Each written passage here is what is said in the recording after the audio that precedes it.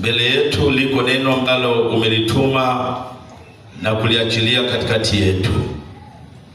Bwana, Roho wako Mtakatifu ambaye ndiye mwalimu na kiongozi wetu, naomba Bwana akatusaidie wakati tukitafakari ujumbe huu. Nasi tunapokwenda kunyamaza kimya, masikio yetu ya rohoni yaweze kusikia na kukutii wewe. Katika jina la Yesu nimeomba na kuamini. Amen. Mkristo imara.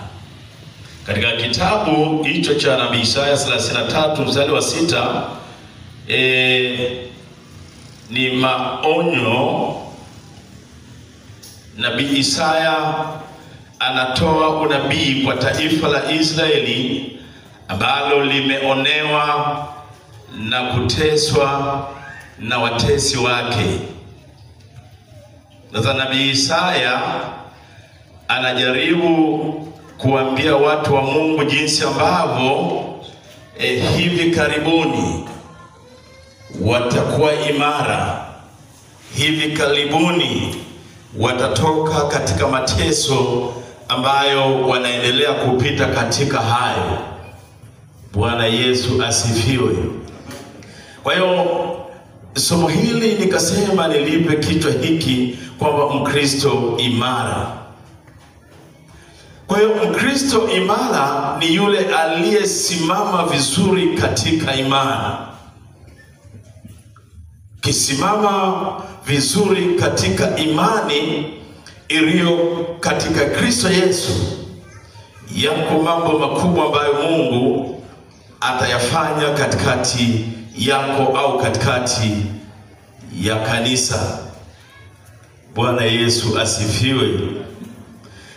Mkristo imara hupambana na changamoto anazokutana nazo. Mkristo imara hakimbii changamoto. Mkristo imara hukabiliana na changamoto anazokutana nazo huku akimtegemea Mungu peke yake. Bwana Yesu asifiwe sana. Na ndio maana tunaposoma neno la Mungu, Biblia inasema, Yesu Kristo mwenyewe anatuambia ya kwamba ulimwenguni mnayo dhiki. Ziko nyingi sana dhiki katikati yetu. Kuna dhiki za magonjwa, kuna dhiki za kukataliwa, kuna dhiki za kila aina duniani. Lakini Yesu anatutia moyo, anasema jipeni moyo. Tena anasema kwa sababu yeye ameushinda ulimwengu. Bwana Yesu asifiwe sana. Bwana Yesu asifiwe. Sasa kwa sababu Yesu Kristo mwenyewe ndiye aliyeushinda ulimwengu, na sisi tunapomwamini Yesu Kristo kuwa Bwana na Mwokozi wa maisha yetu, tunakuwa sehemu ya washindi. Haleluya. Bwana Yesu asifiwe. Kwa hiyo sisi ni washindi. Kwa hiyo dunia hata kama itajaa dhiki kiasi gani, bado sisi ni washindi. Maana sisi katika kitabu kile cha Yohana ile sura ya kwanza mstari wa 12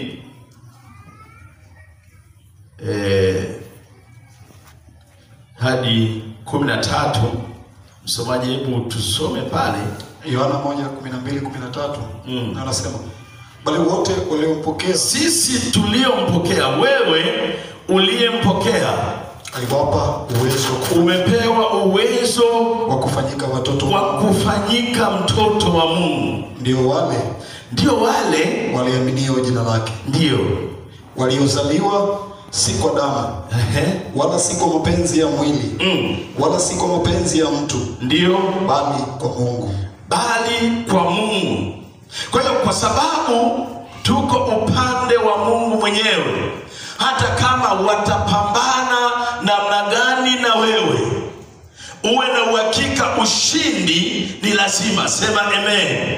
Bwana Yesu asifiwe. Kuna wakati unaweza kutangaziwa hata maneno ambayo huyajui. Amen. Yani wewe pokea, lakini ushindi uko mbele yako. Sema amen. Bwana Yesu asifiwe.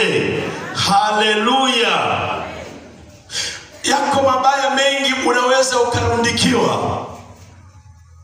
Yako mabaya na dhiki nyingi zinaweza kusemwa kwa ajili yako. Na wakati mwingine inawezekana ukashindwa hata kujitetea. Lakini nataka nikwambie asubuhi ya leo, yuko mtetezi wako ambaye yuko hai. Sema amen. Bwana Yesu asifiwe. Acha ukose watu wa kukutetea, lakini mtetezi wako yuko hai. Iko siku moja utaibuka na kuwa kiongozi wao. Sema amen. Bwana Yesu asifiwe. Haleluya. Ukisoma pale, unajua mtu anaweza kutengeneza zengo, anasema hivyo kwenye Biblia, sijawahi kuiona ila watu tunaisema. Haleluya.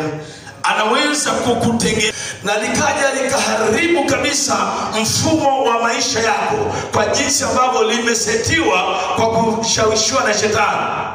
Linakuja kuharibu mfumo wa maisha, linakuja kuharibu ndoa yako, linakuja kuharibu watoto wako, lakini litakapomaliza kukumaliza wewe, linamrudia yule aliyelitengeneza. Hii ni Biblia.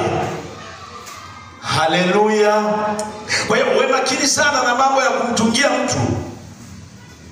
Yaani yuko 1 2 3 kweli ataharibikiwa, lakini litakapomaliza hilo neno kumharibu huyu, linakurudia wewe, linataka nawe likuharibu. Katika kitabu kile cha Isaya, ile sura ya 33 mstari wa kwanza, usome uone hilo andiko. Msomaji, Isaya 33 mstari wa kwanza. Hebu anzia pale. Ole wako uharibuye. Anasema ole wako uharibuye ili hukuharibiwa. Ila wewe hukuharibiwa. Ole wako wewe unayemharibu mwenzako. Ila wewe hukuharibiwa. Utendaye hila wala hukutendewa hila. Utakapokwisha kuharibu utaharibiwa wewe. Haleluya. Bwana Yesu asifiwe. Kwa hiyo wewe tulia na Bwana. Haleluya. Bwana Yesu asifiwe. Anasema litakapomaliza kukuharibu, linamrudia huyo aliyelitengeneza. Lakini kuna mambo matatu ambayo nataka tuangalie siku ya leo kama Mkristo imara. Mkristo imara. Bwana Yesu asifiwe. Haleluya. Jambo la kwanza, Mkristo imara, acha kujiona kwa hawezi, maana katika udhaifu huo Mungu anapitia humo. Acha kujiona, kujidharau, maana Mungu katika udhaifu huo wa kiafya, katika udhaifu wa kiuchumi, katika udhaifu wa kindoa yako, huko ndiko ambako Mungu yuko. Tuwasiliane namna hii. Haleluya. Bwana Yesu asifiwe. Kwa hiyo acha kujidharau. Yaani Mungu anajivunia udhaifu huo ulionao. Katika kitabu cha Wakorintho wa pili, ile sura ya 12 mstari wa 9, hapo anasemaje? Wakorintho wa pili sura ya 12 mstari wa 9. Wakorintho wa pili sura 12 mstari wa 9, na anasema naye akaniambia, neema yangu ya kutosha. Huyo ni Paulo. Alikuwa akiangalia udhaifu alionao na akamwambia Mungu amuondolee udhaifu aliokuwa nao. Lakini Mungu inakutosha. Haleluya. Bwana Yesu asifiwe. Yaani jinsi tulivyo, neema ya Mungu inatutosha. Kwa sauti kakali sana, fundi mitambo. Kakali sana. Punguza kidogo, kanaumiza. Haleluya. Ongeza kidogo zito afu na punguze hiyo kali. Bwana Yesu asifiwe. Rudia tena pale tusome moja kwa moja.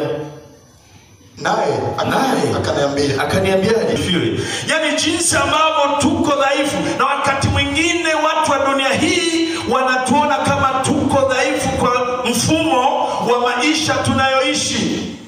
Sisi tumechagua kupita mlango ulio mwembamba. Katika mlango ulio mwembamba kuna mambo mengi ambayo hatutakwenda nayo ya dunia. Sasa watu wanaweza kutuona kama ni dhaifu, lakini katika mlango mwembamba huo na udhaifu ule ule Mungu anainuliwa. Bwana Yesu asifiwe. Kwa hiyo uwe hodari, hakikisha unamuinua Kristo popote pale. Katika mazingira yoyote yale, muinue Kristo. Katika sherehe zenye mapombe, haleluya, wewe muinue Kristo. Watafanya wanachokifanya. Tunakwenda kwenye sherehe, haleluya, zingine zipo kweli zina mambo ya michanganyiko, lakini wewe katikati ya kundi lile muinue Kristo. Haleluya.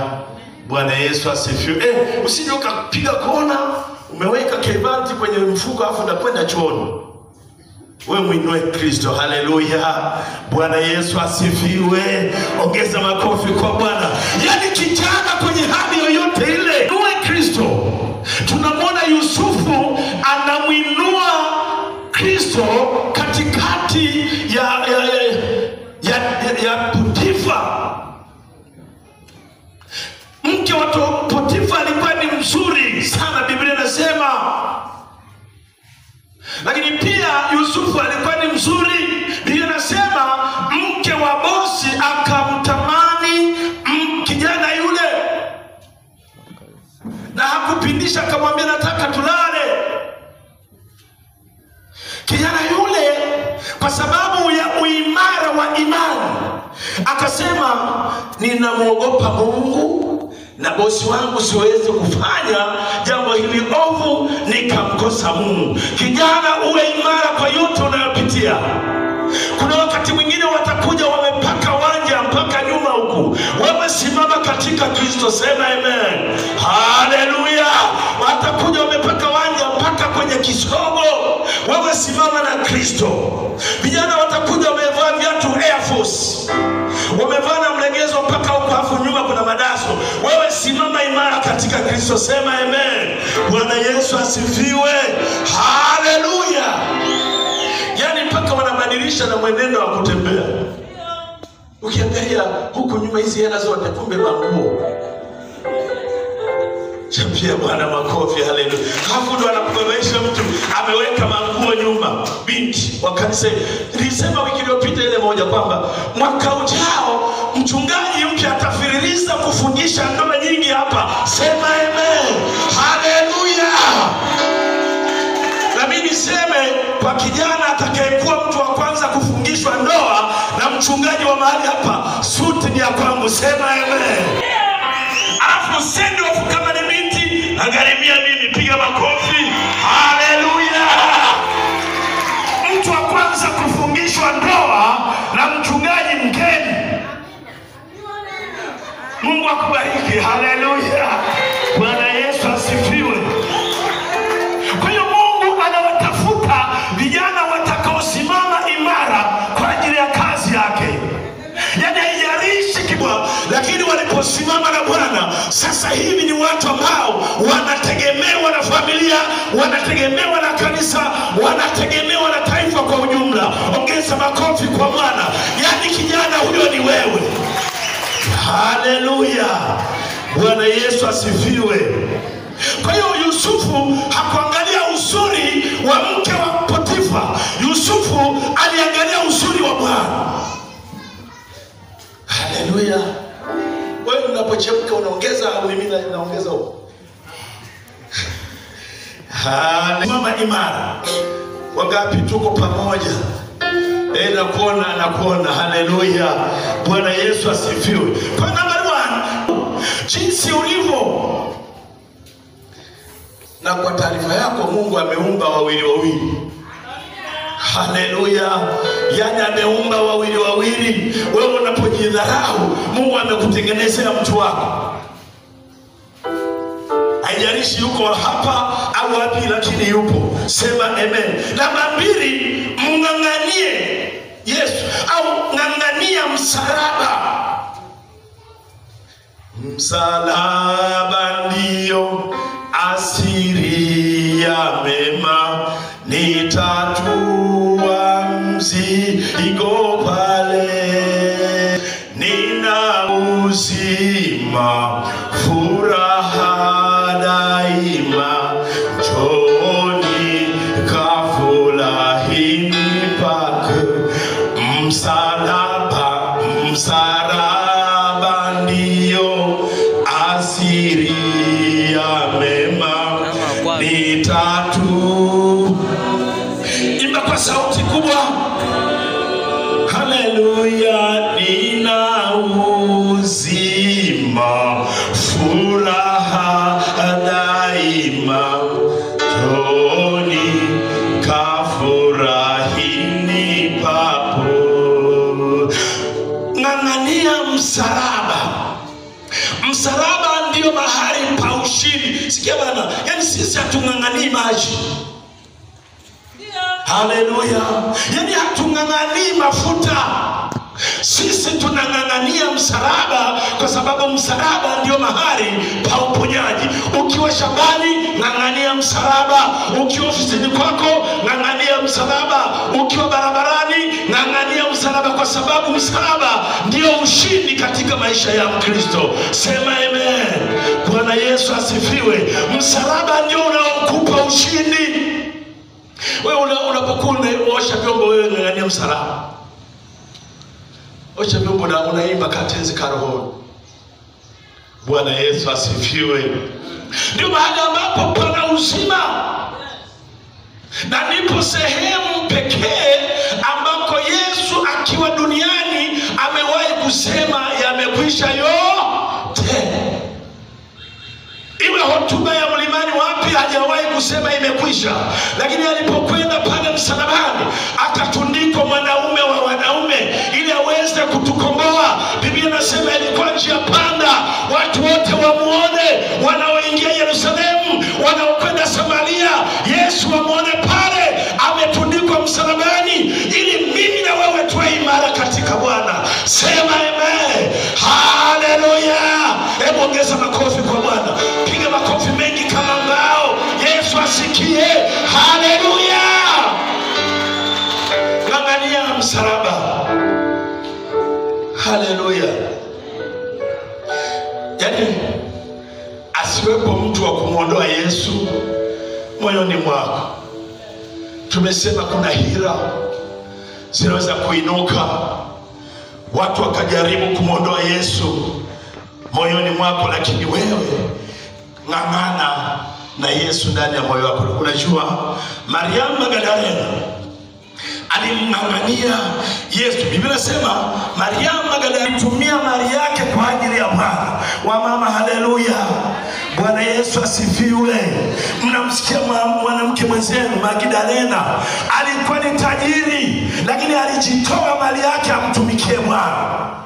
Na ili uweze kujua ya kwamba Mariamu alikuwa anaogopa kupungukiwa na Yesu ndani yake. Yesu alipokufa, asubuhi yake alikwenda Magdalena. Alipokuta pale wa malaika, anawaambia ninamtaka Bwana wao. Haleluya. Yani hakumbuki kwamba amekufa jana, ila anaangalia wema aliyomtendea. Sema amen. Mariamu Magdalena alikuwa na mapepo. Baada ya kuponywa, akamweka Yesu moyoni. Wako watu hapa Mungu amewatendea mengi. Hebu asikuondolee mtu yeyote Yesu ndani ya moyo wako. Haleluya. Na inawezekana mtu amekukataa. Haleluya, mabinti na vijana. Inawezekana mtu amekukataa. Baada ya kubahatisha kuoa, kupata mchumba, rafiki yangu ya jamani leo yupo. Sasa alikuwepo baba mkubwa pale Izumacheni, wengine wengi hawajui. Izumacheni pale alikuwepo baba mkubwa anaitwa Masarangudu. Mkorofi sana, alikuwa mwizi baba yangu, mwizi wa mitego. Sasa alikuwa kijana mmoja anaitwa Mwenge ambaye sasa ni kaka yetu. Baada ya kusikia kwamba nimetoa kufuata akaniongeze. Tulipiga kasia wawili na huyu rafiki yangu. Wawili kutoka Ruhama, ni mbali jamani, tulipiga mpaka Izumacheri. Ile Izumacheri mwara wake ni wa mawe hivi. Tumefika pale, alikuwa naimba wimbo yeye, jana nilikumbusha usiku. Bwana Yesu asifiwe. Sasa tumefika kule, yule Mwenge yule kaka yetu hata hela hana, afu ni mwizi wa mitego na yeye kumbe kama baba. Sasa tukasema rafiki yangu turudi tu, ila baba alipokuja John alikuwa amelewa, tunataka kurudi, akaniambia sasa bana, sisi watu wakwenda mle, yaani Rubondo kuiba masamaki. Ila rafiki yangu akaniambia turudi. Bwana Yesu asifiwe. Bwana Yesu asifiwe. Haleluya. Yaani ni kumng'ang'ania Kristo, ya kwamba kisiwepo kitu chochote cha kumuondoa Yesu ndani yako. Inawezekana ukakatazwa hata safari ya kwenda sehemu fulani, baba akakataa, bwana usiende sehemu fulani, mama akakuzuia usiende sehemu fulani, wewe uwe na amani ili Yesu aendelee kukaa ndani yako. Bwana Yesu asifiwe sana. Yohana 20:13. Yohana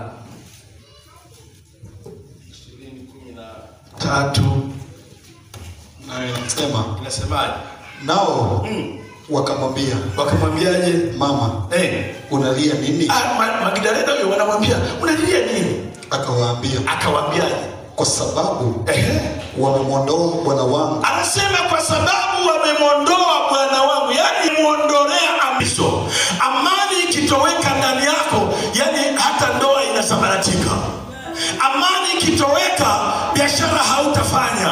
Amani ikitoweka kwenye familia, watoto hawatasoma. Baba na mama, tulindeni amani ya familia zetu. Bwana Yesu asifiwe. Wala mimi sijui walikomweka. Ndio.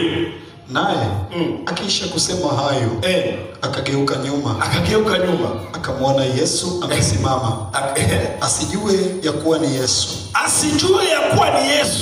Yesu akamwambiaje? Mama, unalilia nini? Unamtafuta nani? Naye huku akidhania ya kuwa ni mtunza bustani. Akajua kwamba huyu Yesu kumbe alitunza ni bustani tu hivi. Akamwambia, Bwana, ikiwa umemchukua, yani ikiwa umeniondolea amani, ikiwa umemchukua wewe, uniambie ulipomweka, nami nitamuondoa. Hivi jamani, mnafikiria Mariamu, unaweza kufikiria alikuwa chizi fulani? Maana huyu mtu anasema nitamuondoa na amekufa amezikwa. Anasema kama umemweka wapi, niambie mimi nikamuondoe. Anajua thamani ya Yesu katika maisha yake. Wangapi tunajua thamani ya maisha ya Yesu katika maisha yetu? Wangapi? Haleluya. Yani fikiri amekufanyia nini Yesu? Yani mpaka leo umemfanyia nini? Upo mpaka leo. Yani shida na magonjwa yanakuja yanakuacha. Wakati mwingine kweli tunalazwa hospitalini, lakini bado tunaendelea. Na hii tunapofanywa hivyo na Yesu, tukumbuke kumshukuru. Haleluya. Bwana Yesu asifiwe sana. Anasema niambie kama umemtoa, mimi nitamfuata huko, haijalishi ni maiti. Kwa hiyo asikuondolee mtu yeyote amani ulionayo. Asikuondoe mtu yoyote kwa Yesu. Bwana Yesu asifiwe. Sasa hivi mtu jambo dogo tu inaondoa amani yako. Dogo tu kanisani, hata kusalimiana hawataki kusalimiana.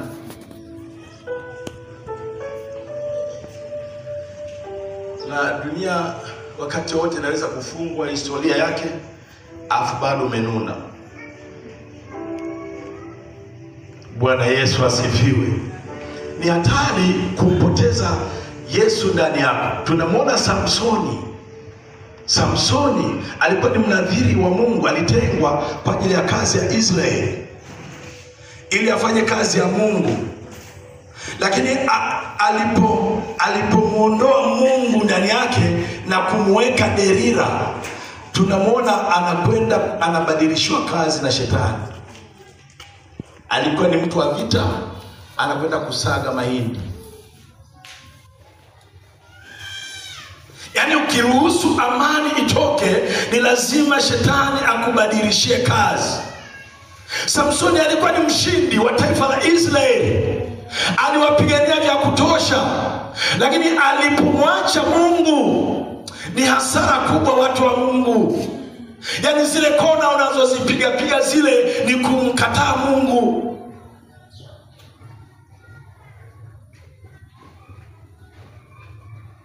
Sasa hivi kama huru unasikiliza tukole huru. Naona tunachelewa sana kanisani kwenda kwenye vigodoro. Huru. Yaani kule unakwenda kuondolewa amani. Sisi yana muziki wa aina hii. Unajua shetani ana akili. Yaani hizi sikile zote huru. Ukienda nyumbani kasikiliza tena huru hilo. Lakini sisi hapa tunayo maisha bila Yesu ni nini? Tumeimba ni matatizo. Wanakwaya haleluya. Amen. Bila Yesu ni nini? Mati. Bila Yesu meimba hapa wimbo na umesema amen. Wimbo gani? Songa mbele. Usirudi nyuma. Nikasema wasio wakasema kwamba inawezekana mtumishi wa Mungu amewapigia mwalimu wa kwaya kwamba weka songa mbele ili iende imara. Mwishoni kuna kitu kinasema imara. Songa mbele. Wanakwaya hawapo kule. Usigeuke nyuma ndugu, songa. Anasema usigeuke nyuma ndugu, songa mbele. Si ndio hivyo? Usigeuke nyuma, songa mbele. Kuna andiko fulani nasema waachane na wanaokuchelewesha. Samsoni akaondolewa amani. Waamuzi 16:21. Waamuzi sura ya 16:21 na inasemaje? Wafilisti wakamkamata, wakamng'oa macho, wakatelemka naye mpaka Gaza. Anabadilishwa kazi, ametolewa kwenye mfumo wa kimungu, anapelekwa kwenye formula ya kishetani. Wanashuka naye, mtu ambaye alikuwa na uwezo wa kung'oa geti hili na kupanda nalo mlima wa Kilimanjaro, sasa anatelemshwa kwenda Gaza. Funga kwa vifungo. Naye alikuwa akisaga ngano. Hiyo ndio kazi aliyokuwa ametumwa na Mungu, kusaga ngano. Jamani, dhambi itakubadilishia kazi. Oho, haleluya. Bwana Yesu asifiwe. Yaani dhambi lazima ikubadilishie kazi. Na utakapobadilishwa kazi na jina unabadilishiwa. Ulikuwa unaitwa Mkristo imara, unakuwa sasa mtu ambaye unakwenda. Samsoni aliitwa msagangani baada ya kuwa mnadhiri wa Mungu, badilishwa jina. Na unakuwa wa kusinzia tu hata kwenye ibada. Haleluya. Bwana Yesu asifiwe. Yaani unakuwa sikia, kuna wakati maisha yetu yatapita jangwani, kwenye sehemu ya ukaufu kabisa. Kuna wakati yatapita kwenye shida, yatapita kwenye moto. Usije ukafikiri Mungu hayupo. Tutapita kwenye maji, tutapita kati ya bonde la uvuli wa mauti. Usije ukadhani ya kwamba Mungu hayupo. Yaani Mungu yuko pale pale. Kwa nini ametuacha? Ili aweze kutuimarisha, tuweze kuwa mashuhuda wa watu wengine. Bwana Yesu asifiwe. Yaani unapitia kwenye changamoto, yaani pale ambapo huwezi kabisa kusikiliza, na Mungu anakujua na wewe ni mtoto wake. Anakuacha ili dhahabu ikipita kwenye moto iwe dhahabu kweli kweli. Bwana Yesu asifiwe sana. Kwa hiyo acha kuangalia ya kwamba walembo wanapita. Wewe mwangalie Yesu aliyekufa msalabani. Vijana, haleluya. Bwana Yesu asifiwe. Vijana, nyosha mkono tu iweni kama thibitika katika imani. Yaani unakuwa na majibu, wewe si bado kijana. Una majibu. Ukimwandikia message yeye anapenda kuivunja simu. Vunja kabisa lile inaka na livunja. Anakuandikia message, wewe unajibu message ya kwamba ukome kabisa, mimi nimesimama imara na Bwana. Amna, hawawezi. Ilini. Haleluya. Kwa hiyo kuna wakati wa kupita kwenye chama. Binti mmoja akaja juzi kwangu akaniambia, sasa mtumishi, na mimi sio hapa jamani, sio hapa, hayupo hapa. Akaniambia, sasa mimi nimechoka kukaa kanisani. Na mimi sawa, kwa nini? Yaani wanaolewa wengine, mimi nimo. Hapo nikiwaangalia wao ni wabaya kuliko mimi. Hapo matendo yao ni mabaya ya kwangu nafuu. Mimi nataka niache kwenda kanisani. Anambia kwamba kweli acha, ila Mungu atabaki kuwa nani? Kuwa Mungu. Bwana Yesu atusaidie sana. Yaani wewe usimkasirikie Mungu, yaani ataendelea kubaki kuwa Mungu. Wewe nikamwambia wewe katulie. Sasa ninapoangalia na kupiga chapo hivi, sio ni mtu wa kunyoa mume. Nasema kweli, amesema anaangalia. Na ndivyo mlivyo hata vijana, unapoangalia vijana wakakaa pale mlangoni kuangalia pesa. Yaani mpaka mtu wa mwisho anakosa kupoa au na wakati tena kwenye mjilisi Mungu wako. Hebu mchapie makofi mwingine. Yaani amenipa mafunuo mengine. Kumbe vijana na mabinti wanaangalia wakati wa kutoa nini? Yaani wewe kama unataka sasa kuolewa, uwe mstari wa mbele kuja kutoa. Hapo makofi kwa Bwana. Haleluya. Unasikia? Yaani wewe njoo. Mjilisi Mungu akubariki. Yaani kumbe wameacha mambo ya zamani ya mlangoni. Sisi tumezeeka tukaenda angalia mlangoni. Kumbe sasa hivi kwenye sadaka. Haleluya. Yaani hapa wahudumu mwe mnayapanga vizuri haya majitu haya. Kuna miujiza ya watu. Na mkibananisha huku watu wanachukia, weka hapa. Piga makofi kwa Bwana. Haleluya. Sema amen. Lakini la mwisho, kuna heshima kubwa ukiwa thabiti katika imani. Kuna heshima kubwa ukiwa thabiti katika imani. Kuna heshima kubwa. Kitabu cha Zaburi 66 ule mstari wa 3. Zaburi ya 66 mstari wa 3 na 4.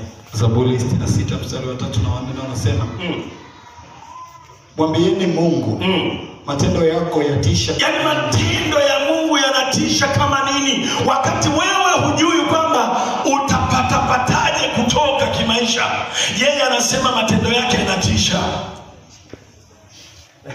Kwa ajili ya wingi wa nguvu zako, adui zako watakuja kunyenyekea mbele. Yaani sikia, yaani adui zako watakuja kunyenyekea mbele zako. Nchi yote itakusujudia, nchi yote itakusujudia na kukuimbia. Yaani kama kuna adui amejipanga kwa ajili yako, iko siku moja Biblia inasema atakuja kukupigia magoti.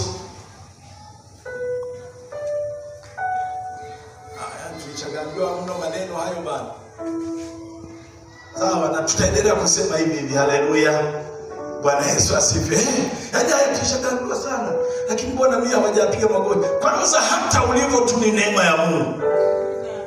Bwana Yesu asifiwe sana. Kuna watu ambao wanatarajia wawe kama wewe ulivyo. Hafu wewe wanataka wajione wafikie tu kwenye hali ulionayo. Bwana asifiwe. Haleluya. Kwa hiyo acha kupambana na watu mtetezi wako yuko hai. Ukimwangalia Naboti alikuwa na shamba. Alikuwa na shamba la ulisi. Sasa mfalme akalitaka. Alipolitaka, Naboti akakataa, akasema hii ni mali yangu, hata kama wewe ni mfalme siwezi kukupa. Siwezi kukupa. Hiyo unaweza kuipata kwenye Wafalme, tutaisoma Wafalme ile wa kwanza sura ya 21. Anasema sitakupa. Hata kama wewe ni mfalme la Ahabu, sitakupa shamba lile, ni la urisi. Na Biblia inasema ile shamba lilikuwa na rutuba za kutosha. Alipokataa, anajua thamani ya kitu kile. Anajua thamani ya shamba. Naboti akakataa. Mfalme akakasirika, akaenda kwa mke wake. Hataki hata kuongea na mke wake. Amenyimwa shamba. Kaka akamwambia, bwana umekasirika. Mama bwana vina saikolojia. Bwana Yesu atusaidie sana. Yaani kuangalia tu kinajua kwamba hii hali sio ya kawaida. Tatafuta tu atakaa hivi. Asikarikai. Kuna nini? Asa bwana nimejaribu kuongea na Naboti atupende shamba la bustani, amekataa. Sasa hicho ndicho ambacho naniambia, wewe tulia. Mimi nakwenda kuongea naye. Naboti shamba anatupa. Yule mzee akanywa na chai, akaoga na kuoga. Yule mama akaenda, Jezebeli akaenda. Akatafuta watu na ushahidi wa uongo. Ndicho ambacho nakwambia. Kuna watu wanaweza kutunga uongo mpaka ukashindwa kwamba hivi kwani dunia hii iko hivyo? Ukatengenezwa uongo kwa ajili ya Naboti. Anasema kwamba nendeni mkampige, mumuue, ila mseme hivi amemtukana nani? Mfalme. Wakaenda kupiga mbio, watu wakakusanyika.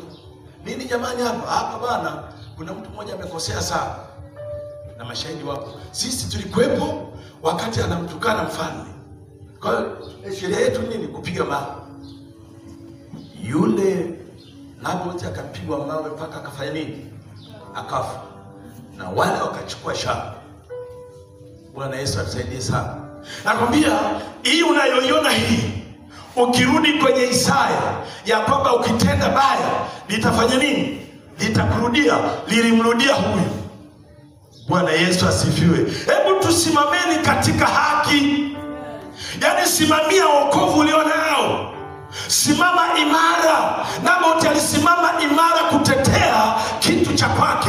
Wewe una kitu cha thamani ndani ya moyo wako. Yuko Roho Mtakatifu ndani yako. Simama utetee wokovu wako. Katika hali na katika mazingira yoyote yale, simama umtetee Bwana. Haijalishi wewe ni mzee, ni binti, kijana, simama umtetee Bwana. Sema amen. Tunaweza kusimama. Bwana sehemu ya rafiki yangu. Hebu tuimbe kwa nguvu. Tate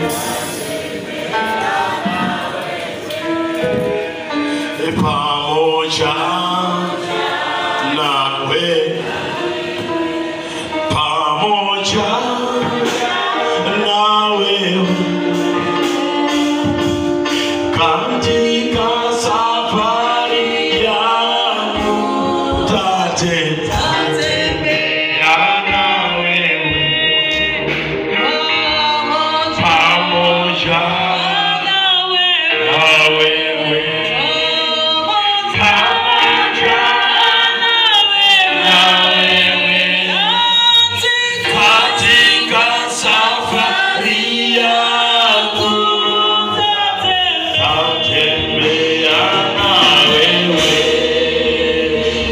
Inawezekana kuna mtu anahitaji sasa kuombewa.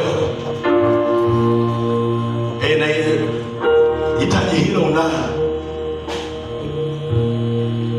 Inawezekana unapita kwenye mambo mengi huko jangwani. Yaani kazi tunapokuja mahali hapa ni kuja kumbariki Bwana na yeye anatubariki. Iko neema ambayo iko hapa asubuhi ya leo ya kukuvusha kutoka kwenye jangwa unalopitia, na unavukishwa kwenda kwenye chemchemi ya maji. Ni safari ndefu ya kwenda mbinguni. Ni mengi tunayokutana nayo. Wakati mwingine tunakutana na magonjwa. Ukifika hospitali wanakuambia hauna ugonjwa, lakini kwa Yesu hakuna gonjwa linaloweza kujificha. Unaweza sana, utatokaje? Liko neno la Mungu asubuhi ya leo la kukufanya uwe imara. Umekata tamaa kabisa. Unapoangalia kwamba nitalipaje deni hili, ukiangalia kona, inawezekana kila kona kuna deni. Kwenye finka, NMB, CRDB, ukija si wapi pale, pote umiza, kausha damu. Ni wewe, nikwambie, iko damu ya Yesu. Hatusemi maneno ya kupendezesha watu, tunasema neno la Mungu.